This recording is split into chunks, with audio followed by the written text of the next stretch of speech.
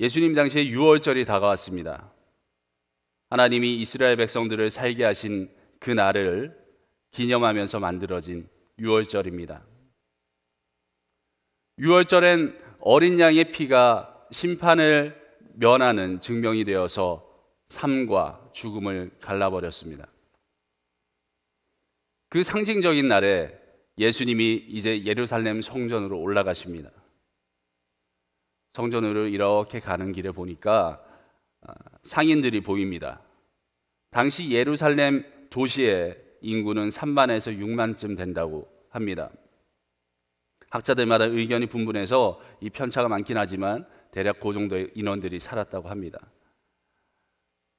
그런데 이 유월절 기간에 오가는 사람들은 최소 10만에서 또 많게는 100만 명까지 추정하는 사람들도 있습니다. 그 당시에 말입니다. 여기서 이 통계보다 더 중요한 것은 평상시보다 엄청나게 많은 이들이 바로 이 장면에서 예루살렘에 모여 있었다는 것입니다.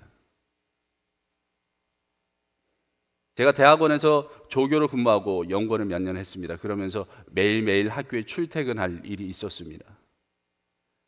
주중에는 학교에 출근하고 주말엔 사역하고 이런 시기였는데, 그때 매일 오가는 그 출근길이 반복되는 그 장면들이 별 다를 것이 없습니다. 그런데 1년에 몇 번 이런 시끌벅적한 날들이 되면 풍경이 싹 바뀝니다. 입학식, 졸업식, 또 논술시험이나 자격증 시험 이런 것들이 열리는 날에는 학교 앞에 좌판이 쫙 깔립니다. 입학식이나 졸업식에는 꽃을 파시는 분들이 계시고, 논술이나 자격증 시험이 열리는 그런 날에는 컴퓨터용 펜이나 볼펜 같은 것들을 파시는 분들이 앞에 많이 계십니다. 어디서 어떻게 알고 오시는지 이분들은 그날에 기가 막히게 그곳에 한 무리를 이루어서 물건을 팔고 계십니다. 그 모습이 참 신기했던 기억이 있습니다. 또 20년 전에 군대에 입대할 때도 비슷한 모습을 보았습니다. 입대하는 날 논산훈련소 앞에 가니까 제일 바쁜 곳이 어디였을까요? 첫째로 이발소입니다. 머리를 거의 10분 만에 다 밀어버리는데 그렇게 밀고 밀어도 줄이 끊이질 않습니다.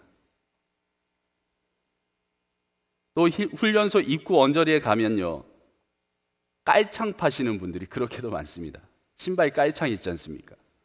우리 자녀들 새로운 군화 신고 행군할 때 발이 까진다고 그 앞에 깔창을 파는 그런 좌판들이 쫙 널려 있습니다.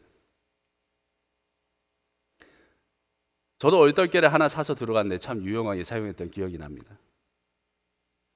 이렇게 사람이 모이는 곳에 가면요, 사람들이 많이 모이는 이런 곳에 가면 항상 필요한 것들이 있기 마련입니다. 해수욕장에 아이스크림도 있고, 졸업식장에 꽃다발, 또 시험장에 컴퓨터용 사인펜, 군부대 앞에 깔창, 이런 이미지들을 생각하시면 됩니다. 그리고 그곳엔 돈이 오가게 돼 있죠. 가치를 교환하는 수단인 이 돈은 그 자체로 나쁘다고 할 수는 없습니다. 말 그대로 수단이니까요. 그러나 사용하는 목적에 따라서 그 의미는 너무나도 다르게 받아들여집니다. 우리 인간의 죄성으로 인해서 일만하게 뿌리가 되기도 하지만, 또 선한 목적으로 정직하게 사용하면 이 돈은 정말 유용한 수단이 됩니다. 우리 교회도 필요한 곳에 선한 일을 할 때는 돈을 사용하지 않습니까? 마찬가지입니다. 사회적인 규칙이기 때문에 그것을 수단으로 잘 활용하면 됩니다. 오늘 본문에 예수님이 하신 일은 돈이 그 자체로 더럽고 상스러워서 그것들을 다 엎어버린 것이 아닙니다. 이 본문의 맥락을 쭉 한번 살펴보시면 예수님께서 감히 성전에 돈을 가지고 와 라면서 그것들을 엎어버린 게 아닙니다. 성전 안은 하나님이 거하시는 곳, 그러니까 하나님께 기도하고 하나님을 만나는 귀한 곳입니다. 구별된 곳입니다. 이곳은 오로지 하나님과의 인격적인 소통을 위해 그렇게 사용되어야만 하는 곳입니다. 특별히 이 본문에서 나와 있는 이 성전 앞들은 이방인들이 그 성전에 그나마 출입해서 기도할 수 있는 장소였습니다. 성전이라는 울타리가 쳐져 있는 그 한정된 공간에 기도하는 것으로 가득 차도 모자란 그곳에 한 명이라도 더 살리기 원하시는 하나님의 마음이 담긴 그곳을 예배나 기도가 아니라 다른 것들로 채워버리고 기도할 수 없는 환경으로 만들어버린 것에 대하여 예수님이 안타까워하시며 그 일을 행하신 것입니다. 만약에 장사가 필요하다, 생업의 현장이 필요하다, 그러면 성전 밖에서도 할 수 있었습니다.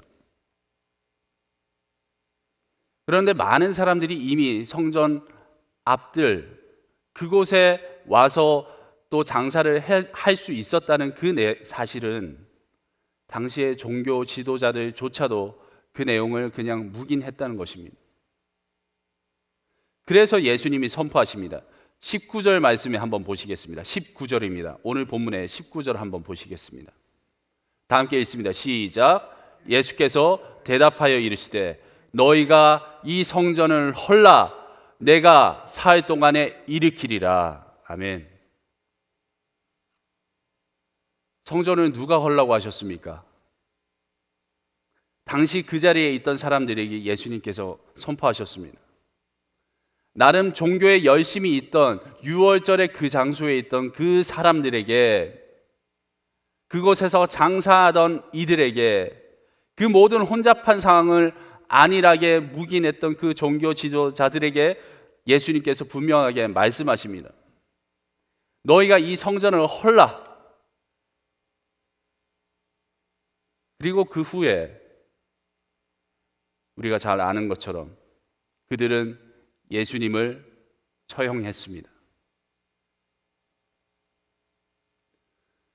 잘 생각해 보십시오. 성자 하나님이신 예수님을, 존재 자체가 성전이신 예수님을 처형했단 말입니다. 그리고 예수님은 그것을 보란 듯이 뒤집으시면서 사흘 만에 다시 살아나시면서 이 선포를 지키셨습니다. 여기서 이 성전을 헌다는 것은 건물 그 자체를 얘기하는 게 아니었습니다. 하나님이 거하시는 그곳을, 모든 것의 출발점이 되는 그곳을 완전히 새롭게 하시고 그곳에 나의 은혜가 가득하도록 만드시겠다라는 주님의 의지가 담긴 선포였던 것입니다.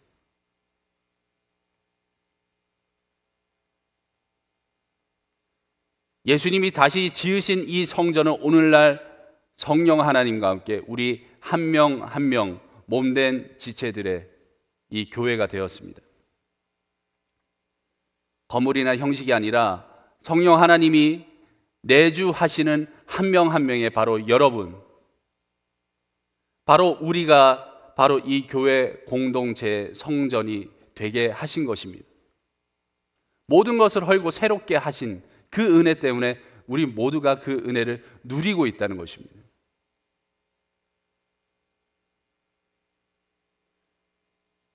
오늘 우리가 본 이 표적 그 자체는 믿음으로 가는 수단으로 예수님이 사용하신 것입니다. 앞서 포도주의 표적이 또 있었지 않습니까? 이런 표적들은 그런 수단으로 주님께서 잘 사용하셨습니다. 오늘 본문 하반절에 보니까요, 예수님께서 또 이렇게 말씀하시죠. 여러 표적을 보고도 예수님을 믿지 않는 이들을 안타까워하시는 장면이 나옵니다. 사람들은 예수님의 그 모습을 보면서 아, 대단한 분이시구나 라고 그렇게 생각은 했지만 성부, 성자, 성령의 그 성자 하나님을 제대로 믿지는 않았다는 것입니다. 24절과 25절에 예수님이 그들의 마음을 아신다 하시며 표현하신 내용이 나옵니다. 예수님은 저와 여러분의 마음을 잘 아십니다. 믿으십니까?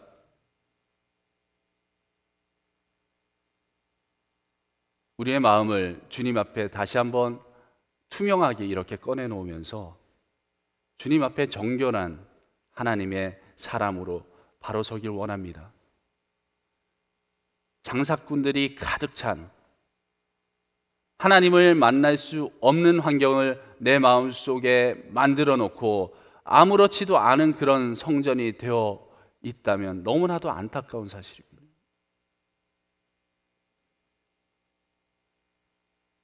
진정 예수님이 나의 주인이시고 나의 구세주이십니까? 그렇다면 오늘 우리에게 이렇게 묵직한 울림을 주시는 예수님의 이 말씀을 한번 차분하게 생각해 보시기 바랍니다. 예수님은 저와 여러분의 마음을 다 아십니다. 매우 투명하게요.